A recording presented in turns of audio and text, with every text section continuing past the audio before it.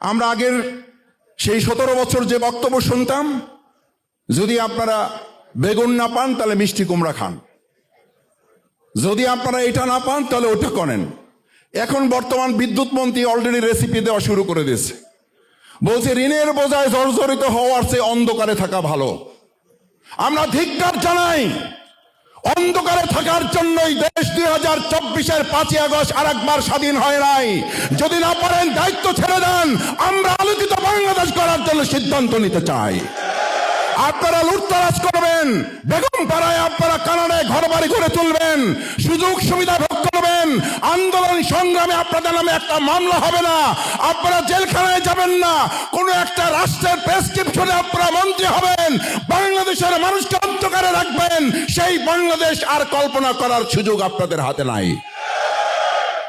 কেউ কেউ সরকারি দলের বলা শুরু করেছেন, দু একজন মন্ত্রীও কথা বলতে শুরু করেছেন, কারণ তারা জানেন পবিত্র মাহে রমাদান, সংযত হওয়ার কথা, সংযম হওয়ার কথা।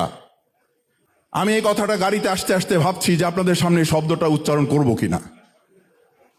ইঞ্জিনিয়ার শব্দটা উচ্চারণ করলেই এখন আমাদের মধ্যে এক ধরনের নেতিবাচক প্রভাব তৈরি হয়, একটা ঘৃণার ভাব তৈরি হয়।